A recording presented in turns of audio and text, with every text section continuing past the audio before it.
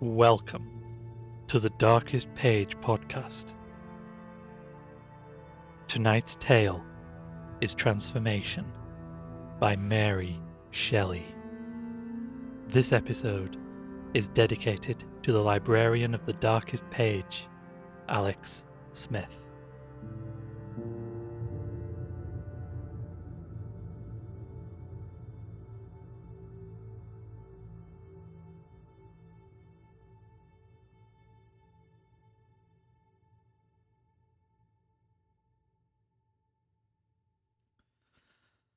I have heard it said that when any strange, supernatural, and necromantic adventure has occurred to a human being, that being, however desirous he may be to conceal the same, feels at certain periods torn up, as it were, by an intellectual earthquake, and is forced to bare the inner depths of his spirit to another. I am a witness of the truth of this. I have dearly sworn to myself never to reveal to human ears the horrors to which I once, in excess of fiendly pride, delivered myself over. The holy man who heard my confession and reconciled me to the church is dead. None knows that once. Why should it be thus? Why tell a tale of impious tempting of providence and soul-subduing humiliation? Why? Answer me, ye who are wise in the secrets of human nature. I only know that so it is, and in spite of strong resolve, of a pride that too much masters me, of shame, and even of fear, so to render myself odious to my species, I must speak. Genoa, my birthplace, proud city, looking upon the blue waves of the Mediterranean Sea, dost thou remember me in my boyhood, when thy cliffs and promontories, the bright sky and gay vineyards were my world? Happy time, when to the young heart the narrow-bounded universe, which leaves by its very limitation free scope to the imagination, enchains our physical energies, and sole period in our lives, innocence and enjoyment are united.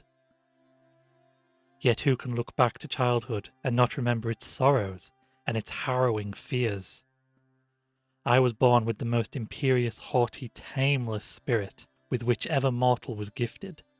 I quailed before my father only, and he, generous and noble, but capricious and tyrannical, all at once fostered and checked the wild impetuosity of my character, making obedience necessary, but inspiring no respect for the motives which gained his commands. To be a man, free, independent, or in better words, insolent and domineering, was the hope and prayer of my rebel heart. My father had one friend, a wealthy Genoese noble, who, in a political tumult, was suddenly sentenced to banishment, and his property confiscated. The Marchese Torella went into exile alone. Like my father, he was a widower. He had one child, the almost infant Juliet, who was left under my father's guardianship. I should certainly have been an unkind master to the lovely girl, but that I was forced by my position to become her protector. A variety of childish incidents all tended to one point, to make Juliet see in me a rock of refuge, I in her, one who must perish through the soft sensibility of her nature, too rudely visited, but for my guardian care. We grew up together. The opening rose in May was not more sweet than this dear girl. An irradiation of beauty was spread over her face, her form, her step, her voice. My heart weeps even now to think of all of relaying, gentle, loving, and pure that was enshrined in that celestial tenement. When I was 11 and Juliet 8 years of age, a cousin of mine, much older than either, he seemed to us a man, took great notice of my playmate. He called her his bride and asked her to marry him. She refused, and he insisted, drawing her unwillingly towards him. With the countenance and emotions of a maniac, I threw myself on him. I strove to draw his sword. I clung to his neck with the ferocious resolve to strangle him. He was obliged to call for assistance to disengage himself from me. On that night, I led Juliet to the chapel of our house. I made her touch the sacred relics. I harrowed her child's heart and profaned her child's lips with an oath that she would be mine, and mine only. Well, those days passed away.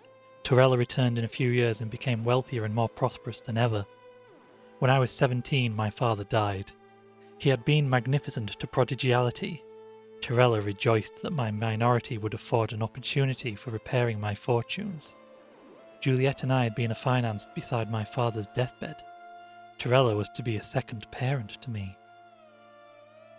I desired to see the world, and I was indulged. I went to Florence, to Rome, to Naples, hence I passed to Toulon, and at length reached what had long been the bourne of my wishes, Paris. There was wild work in Paris then. The poor king, Charles VI, now sane, now mad, now a monarch, now an abject slave, was the very mockery of humanity.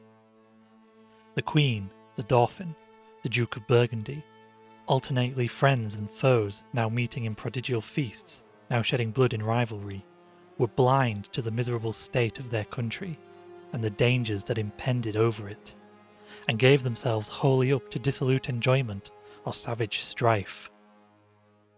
My character still followed me. I was arrogant and self-willed. I loved display, and above all, I threw all control far from me.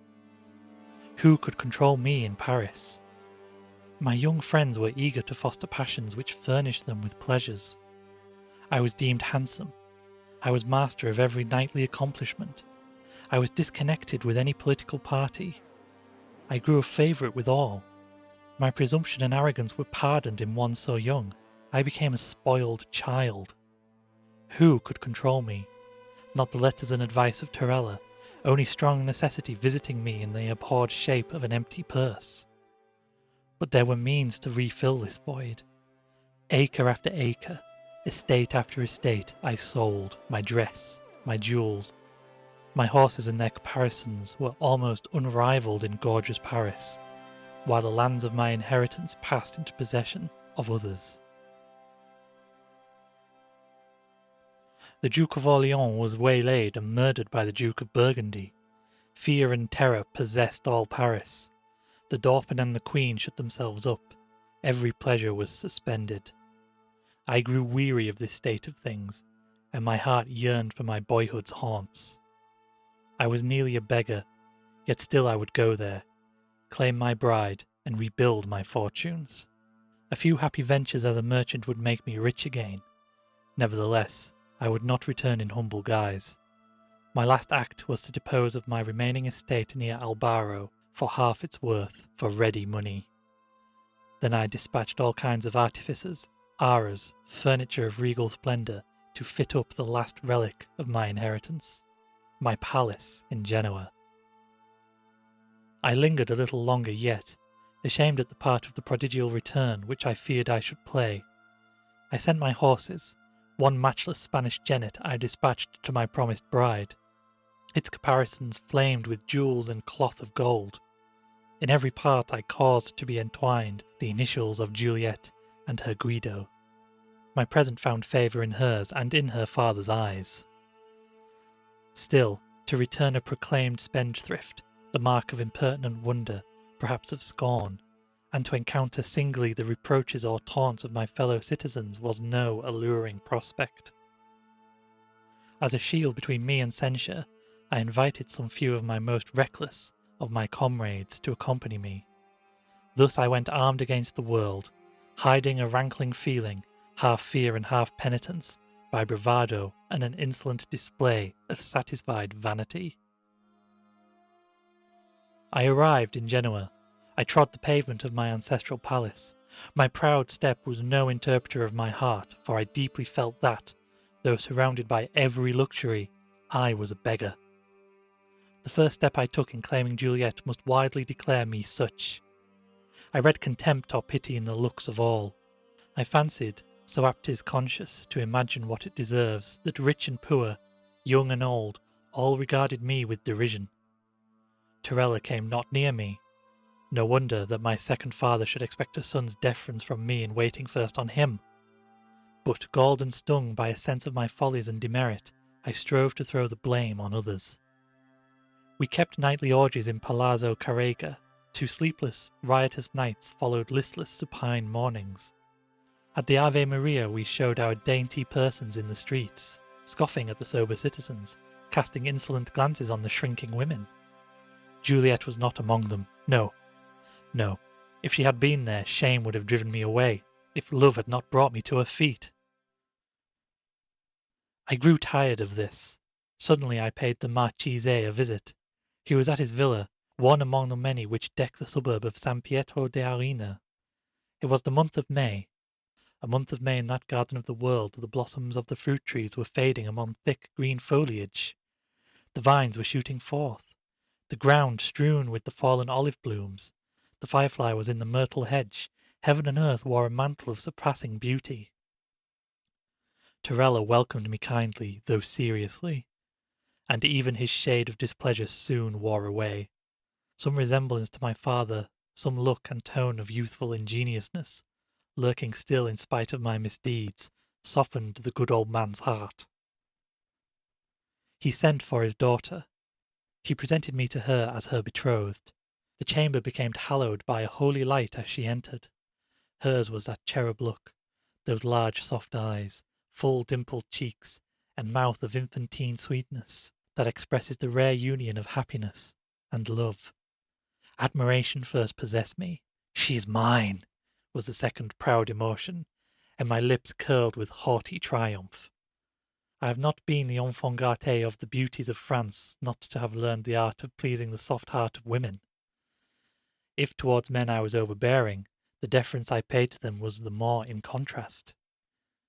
I commenced my courtship by the display of 1,000 gallantries to Juliet, who, vowed to me from infancy, had never admitted the devotion of others, and who, though accustomed to expressions of admiration, was uninitiated in the language of lovers. For a few days all went well. Torella never alluded to my extravagance. He treated me as a favourite son. But the time came, as we discussed the preliminaries to my union with his daughter, when this fair face of things should be overcast. A contract had been drawn up in my father's lifetime. I had rendered this, in fact, void by having squandered the whole of the wealth which was to have been shared by Juliet and myself. Torella, in consequence, chose to consider this bond as cancelled and proposed another, in which, though the wealth he bestowed was immeasurably increased, there were so many restrictions as to the mode of spending it that I, who saw independence only in free career being given to my own imperious will, taunted him as taking advantage of my situation, and refused utterly to subscribe to his conditions. The old man mildly strove to recall me to reason. Roused pride became the tyrant of my thought. I listened with indignation. I repelled him with disdain. "Juliet, thou art mine. Did we not interchange vows in our innocent childhood? Are we not one in the sight of God? And shall thy cold heart, cold-blooded father divide us? Be generous, my love, but just. Take not away a gift, lest treasure of thy Guido. Retract not thy vows. Let us defy the world, and setting at naught the calculations of age, find in our mutual affection a refuge from every ill." Fiend I must have been, with such sophistry to endeavour to poison that sanctuary of holy thought and tender love. Juliet shrank from me affrighted. Her father was the best and kindest of men, and she strove to show me how, in obeying him, every good would follow. He would receive my tardy submission with warm affection, and generous pardon would follow my repentance. Profitless words for a young and gentle daughter to use to a man accustomed to making his will law, and to feel in his own heart a despot so terrible and stern that he could yield obedience to naught save his own imperious desires. My resentment grew with resistance. My wild companions were ready to add fuel to the flame. We laid a plan to carry off Juliet. At first it appeared to be crowned with success. Midway on our return we were overtaken by the agonized father and his attendants. A conflict ensued. Before the city guard came to decide the victory in favour of our antagonists, 2 of Torella's servitors were dangerously wounded. This portion of my history weighs most heavily with me. Changed man as I am, I abhor myself in the recollection. May none who hear this tale ever have felt as I. A horse driven to fury by a rider armed with barbed spurs was not more than a slave than I, to the violent tyranny of my temper. A fiend possessed my soul, irritating it to madness. I felt the voice of conscience within me, but if I yielded to it for a brief interval, it was only to be a moment after torn, as by a whirlwind, away, borne along on the stream of desperate rage, the plaything of the storms engendered by pride. I was imprisoned and, at the instance of Torella, set free.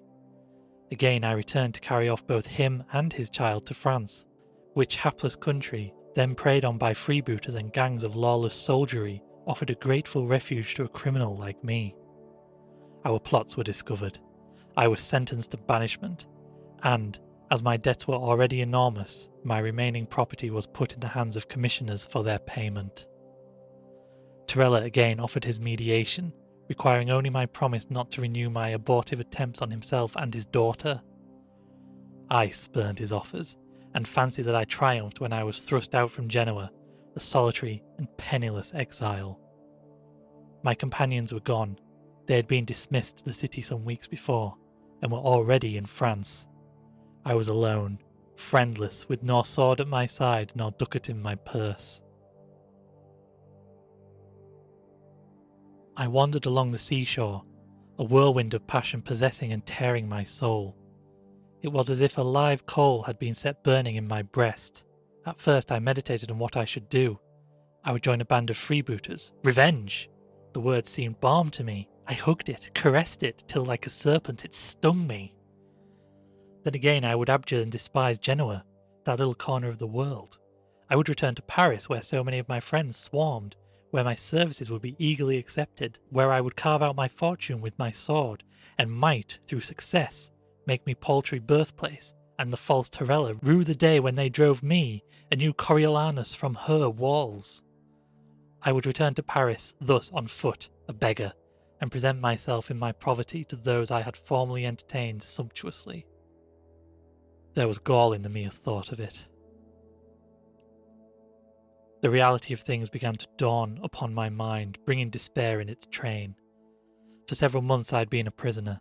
The evils of my dungeon had whipped my soul to madness, but they had subdued my corporeal frame. I was weak and wan. Torella had used 1,000 artifices to administer to my comfort. I had detected and scorned them all, and I reaped the harvest of my obduracy. What was to be done? Should I couch before my foe and sue for forgiveness? Die rather 10,000 deaths? Never should they obtain that victory. Hate. I swore eternal hate. Hate from whom? To whom?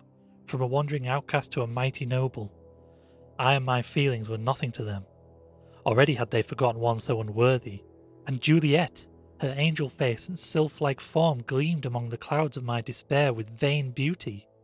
For I had lost her, the glory and flower of the world. Another will call her his. That smile of paradise will bless another. Even now my heart fails within me when I recur to this rout of grim-visaged ideas. Now subdued almost to tears, now raving in my agony, still I wandered along the rocky shore, which grew at each step wilder and more desolate. Hanging rocks and hoar precipices overlooked the tideless ocean. Black caverns yawned, and for ever, among the sea-worn recesses, murmured and dashed the unfruitful waters. Now my way was almost barred by an abrupt promontory, now rendered nearly impracticable by fragments fallen from the cliff. Evening was at hand when, seaward, arose as if on the waving of a wizard's wand, a murky web of clouds, blotting the late azure sky, and darkening and disturbing the till now placid deep. The clouds had strange, fantastic shapes, and they changed, and mingled, and seemed to be driven about by a mighty spell. The waves raised their white crests, the thunder first muttered, then roared from across the waste of waters, which took a deep purple dye, flecked with foam. The spot where I stood looked on one side to the widespread ocean, on the other it was barred by a rugged promontory. Round this cape suddenly came, driven by the wind, a vessel. In vain the mariners tried to force a path for her to the open sea. The gale drove her on the rocks. It will perish. All on board will perish. Would I were among them, and to my young heart the idea of death came for the first time blended with that of joy. It was an awful sight to behold that vessel struggling with her fate. Hardly could I discern the sailors, but I heard them. It was soon all over.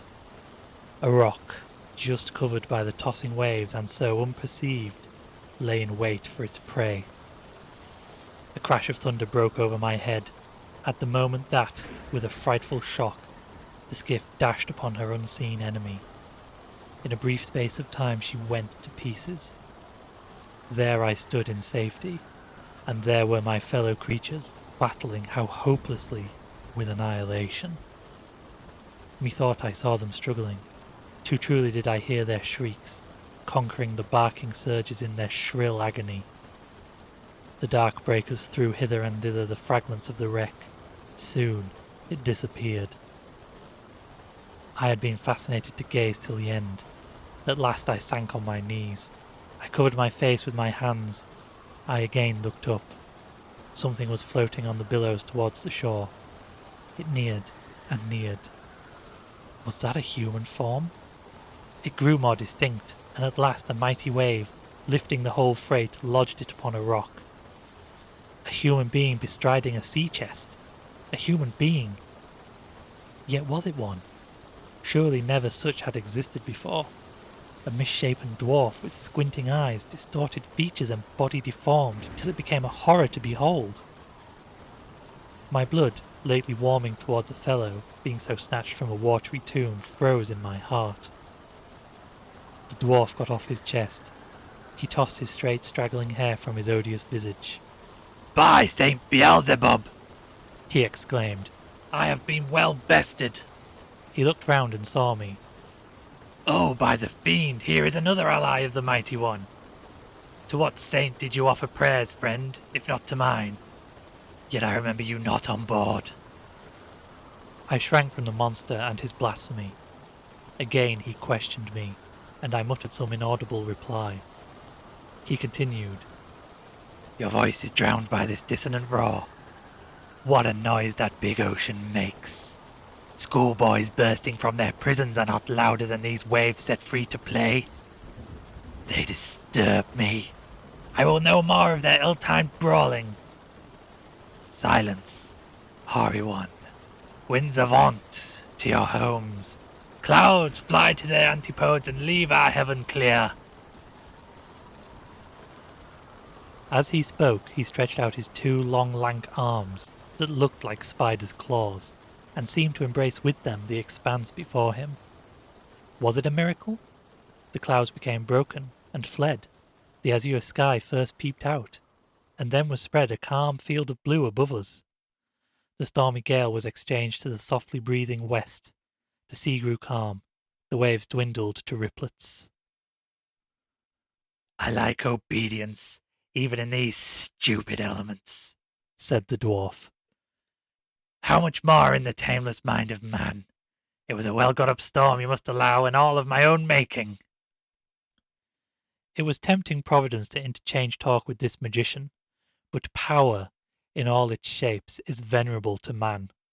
Awe, curiosity, a clinging fascination drew me towards him. "Come, don't be frightened, friend," said the wretch. "I am good-humoured when pleased, and something does please me in your well-proportioned body and handsome face, though you look an ill woebegone. You have suffered a land, I a sea wreck. Perhaps I can allay the tempest of your fortunes as I did my own. Shall we be friends?" And he held out his hand. I could not touch it. "Well then, companions, that will do as well. And now, while I rest after the buffeting I underwent just now, tell me why, young and gallant as you seem, you wandered thus alone and downcast on the wild sea-shore." The voice of the wretch was screeching and horrid, and his contortions as he spoke were frightful to behold. Yet he did gain a kind of influence over me, which I could not master, and I told him my tale. When it was ended, he laughed long and loud. The rocks echoed back the sound. Hell seemed yelling around me. "Oh, thy cousin of Lucifer," said he, "so thou too hast fallen through thy pride. And, though bright as the sun of morning, thou art ready to give up thy good looks, thy bride, and thy well-being, rather than submit thee to the tyranny of good. I honour thy choice, by my soul. So thou hast fled and yielded the day, and mean to starve on these rocks, and to let the birds peck out thy dead eyes, while thy enemy and thy betrothed rejoice in thy ruin. Thy pride is strangely akin to humility, methinks." As he spoke, 1,000 fanged thoughts stung me to the heart. "What would you that I should do?" I cried. "I? Oh, nothing. But lie down and say your prayers before you die. But, were I you, I know the deed that should be done." I drew near him. His supernatural powers made him an oracle in my eyes. Yet a strange, unearthly thrill quivered through my frame as I said, "Speak, teach me, what act do you advise?" "Revenge thyself, man. Humble thy enemies. Set thy foot on the old man's neck, and possess thyself of his daughter." "To the east and west I turn," cried I, "and see no means. Had I gold, much could I achieve, but poor and single I am powerless." The dwarf had been seated on his chest as he listened to my story. Now he got off. He touched a spring. It flew open. What a mine of wealth, of blazing jewels, beaming gold and pale silver was displayed therein. A mad desire to possess this treasure was born within me. "Doubtless," I said, "one so powerful as you could do all things." "Nay," said the monster humbly, "I am less omnipotent than I seem.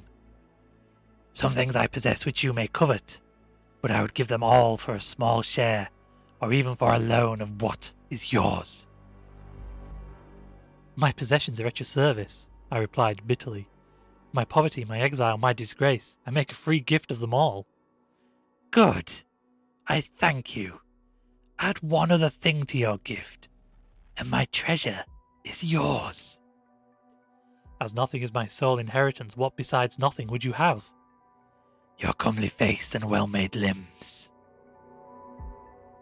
I shivered. Would this all-powerful monster murder me? I had no dagger. I forgot to pray, but I grew pale. "I ask for a loan, not a gift," said the frightful thing. "Lend me your body for 3 days. You'll have mine to cage your soul a while, and in payment, my chest. What say you to the bargain? 3 short days." We are told that it is dangerous to hold unlawful talk, and well do I prove the same. Tamely written down, it may seem incredible that I should lend any ear to this proposition. But in spite of his unnatural ugliness, there was something fascinating in a being whose voice could govern earth, air, and sea. I felt a keen desire to comply, for with that chest I could command the world. My own hesitation resulted from a fear that he would not be true to his bargain. Then I thought, I shall soon die, here on these lonely sands, and the limbs he covets will be mine no more. It is worth the chance. And besides, I knew that by all the rules of art magic, there were formula and oaths which none of its practices dare break. I hesitated to reply, and he went on, now displaying his wealth, now speaking of the petty price he demanded, till it seemed madness to refuse. Thus is it. Place our bark in the current of the stream, and down, over fall, and cataract it is hurried.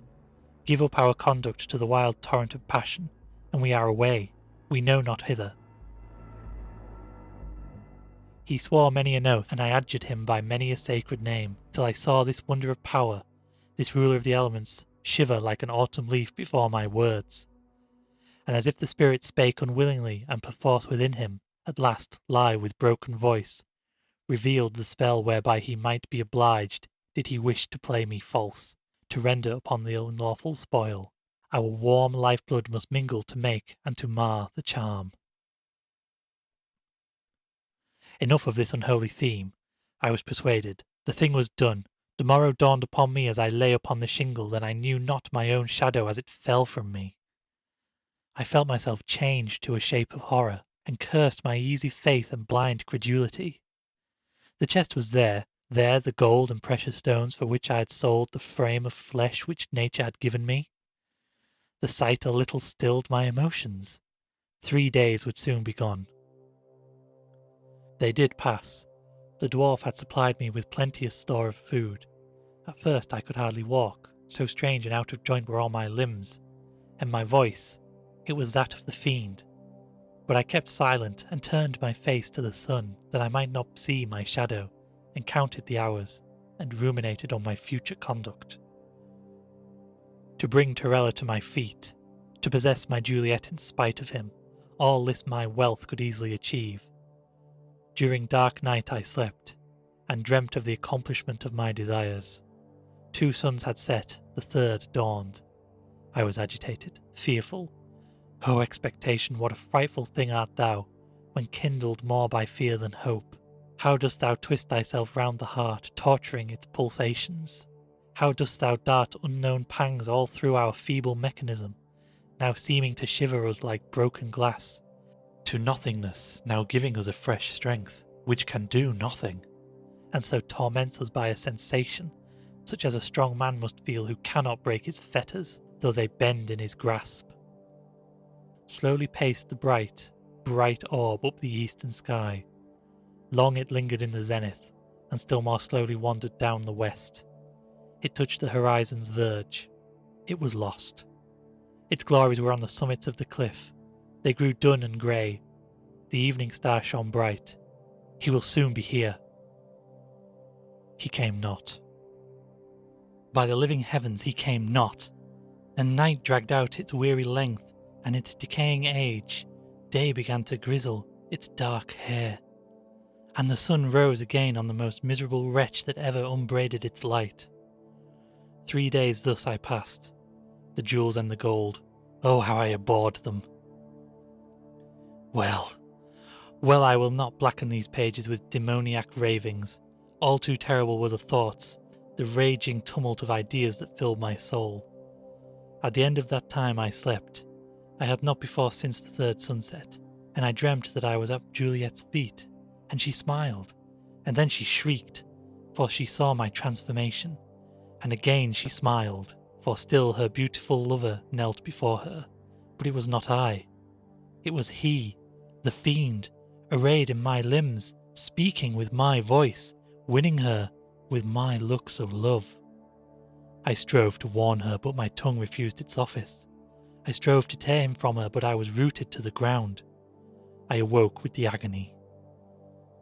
There were the solitary hoar precipices, where the plashing sea, the quiet strand, and the blue sky over all. What did it mean? Was my dream but a mirror of the truth? Was he wooing and winning my betrothed? I would on the instant back to Genoa, but I was banished. I laughed. The dwarf's yell burst from my lips. I banished, oh no, they had not exiled the foul limbs I wore.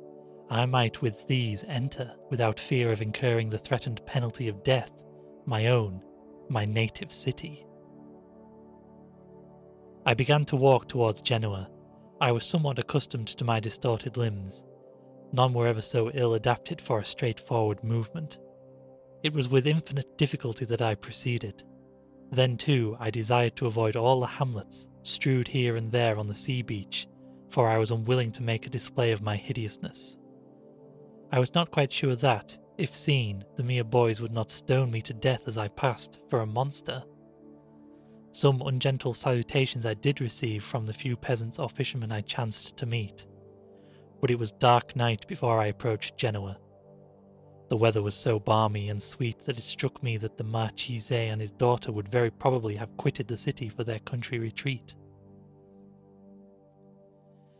It was from Villa Torella that I had attempted to carry off Juliet. I had spent many an hour reconnoitring the spot, and knew each inch of the ground in its vicinity. It was beautifully situated, embosomed in trees on the margin of a stream. As I drew near, it became evident that my conjecture was right. Nay, moreover, that the hours were being then devoted to feasting and merriment, for the house was lighted up. Strains of soft and gay music were wafted towards me by the breeze. My heart sank within me. Such was the generous kindness of Torella's heart that I felt sure that he would not have indulged in public manifestations of rejoicing just after my unfortunate banishment, but for a cause I dare not dwell upon. The country people were all alive and flocking about. It became necessary that I should study to conceal myself, and yet I longed to address someone, or to hear others discourse, or in any way to gain intelligence of what was really going on. At length, entering the walks that were in immediate vicinity to the mansion, I found one dark enough to veil my excessive frightfulness, and yet others as well as I were loitering in its shade. I soon gathered all I wanted to know, all that first made my very heart die with horror and then boil with indignation. Tomorrow Juliet was to be given to the penitent, reformed, beloved Guido. Tomorrow my bride was to pledge her vows to a fiend from hell. And I did this. My accursed pride, my demoniac violence and wicked self-idolatry had caused this act. For if I had acted as the wretch who had stolen my form had acted, if with a mien as once yield and dignified, I had presented myself to Torella saying, "I have done wrong, forgive me. I am unworthy of your angel child, but permit me to claim her hereafter, when my altered conduct shall manifest that I abjure my vices, and endeavour to become in some sort worthy of her. I go to serve against the infidels, and when my zeal for religion and my true penitence for the past shall appear to you to cancel my crimes, permit me again to call myself your son." Thus had he spoken, and the penitent was welcomed even as the prodigal son of Scripture. The fatted calf was killed for him, and he, still pursuing the same path, displaying such open hatred, displaying such open-hearted regret for his follies, so humble a concession of all his rights, and so ardent a resolve to reacquire them by a life of contrition and virtue, that he quickly conquered the kind old man, and full pardon, and the gift of his lovely child followed in swift succession.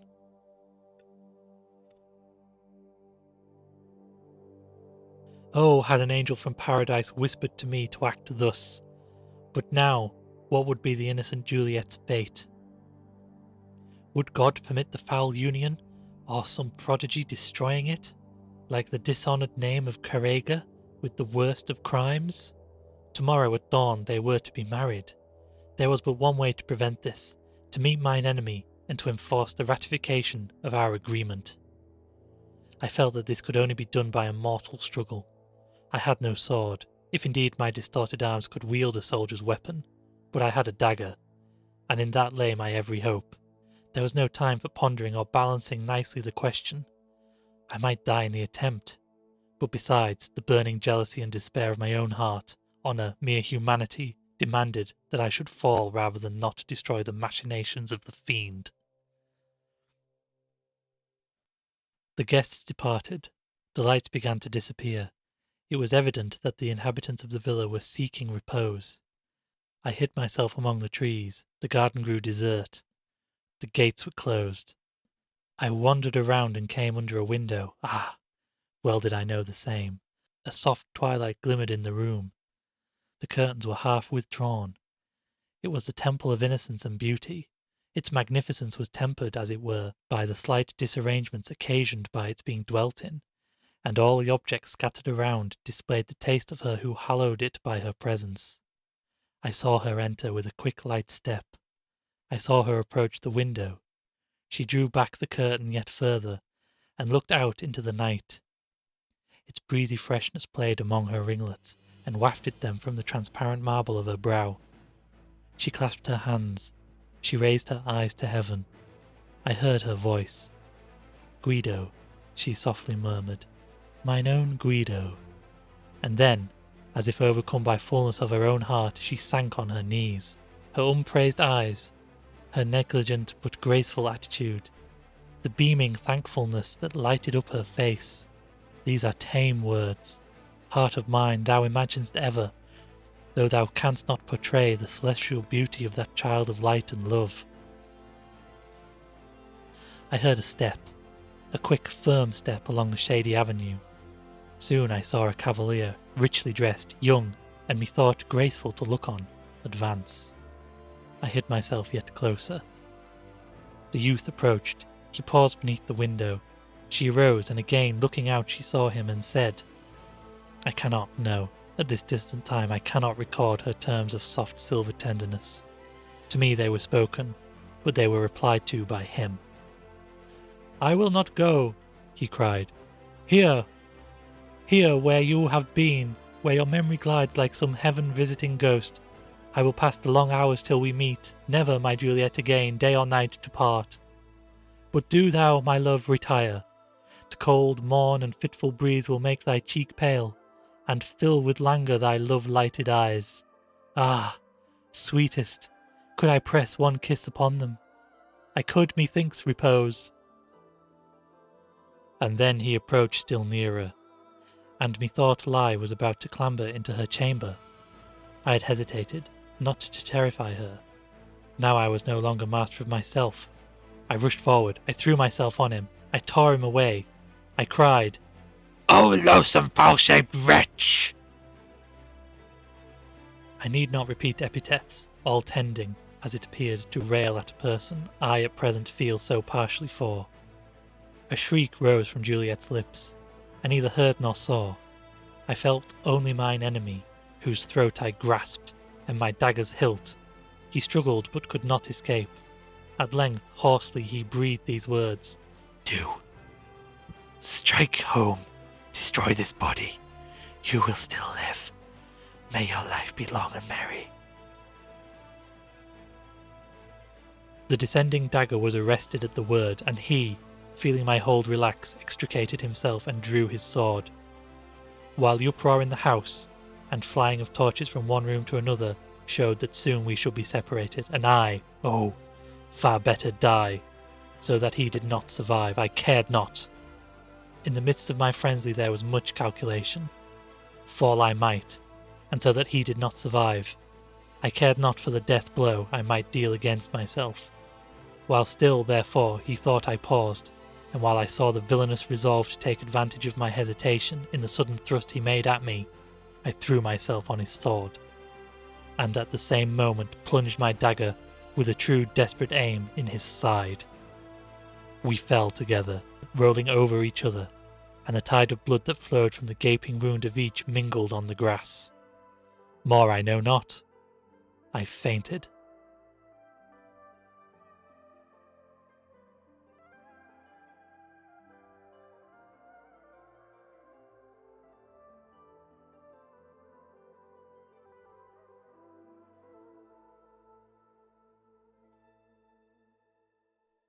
Again I returned to life, weak almost to death. I found myself stretched upon a bed. Juliet was kneeling beside it. Strange. My first broken request was for a mirror. I was so wan and ghastly that my poor girl hesitated, as she told me afterwards. But by the mass, I thought myself a right proper youth when I saw the dear reflection of my own well-known features. I confess it is a weakness, but I avow it. I do entertain a considerable affection for the countenance and limbs I behold, whenever I look at a glass, and have more mirrors in my house, and consult them oftener than any beauty in Venice. Before you too much condemn me, permit me to say that no one knows better than I the value of his own body. No one, probably except myself, ever having had it stolen from him. Incoherently, I at first talked of the dwarf and his crimes, and reproached Juliet for her too easy admission of his love. She thought me raving, as well as she might, and yet it was some time before I could prevail on myself to admit that the Guido whose penitence had won her back for me was myself. And while I cursed bitterly the monstrous dwarf, and blessed the well-directed blow that had deprived him of life, I suddenly checked myself when I heard her say, "Amen," knowing that him whom she reviled was my very self. A little reflection taught me silence. A little practice enabled me to speak of that frightful night without any very excessive blunder. The wound I had given myself was no mockery of one. It was long before I recovered, and as the benevolent and generous Torella sat beside me, talking such wisdom as might win friends to repentance, and mine own dear Juliet hovering near me, administering to my wants, and cheering me by her smiles, the work of my bodily cure and mental reform went on together. I have never indeed wholly recovered my strength. My cheek is pale as stints, my person a little bent. Juliet sometimes ventures to allude bitterly to the malice that caused this change, but I kiss her on the moment and tell her all is for the best. I am a fonder and more faithful husband, and true is this, but for that wound, never have I called her mine. I did not revisit the seashore nor seek for the fiend's treasure, yet while I ponder on the past I often think, and my confessor was not backward in favouring the idea, that it might be a good rather than an evil spirit, sent by my guardian angel, to show me the folly and misery of pride. So well at last did I learn this lesson, roughly taught as I was, that I am known now by all my friends and fellow citizens by the name of Guido il Cortese.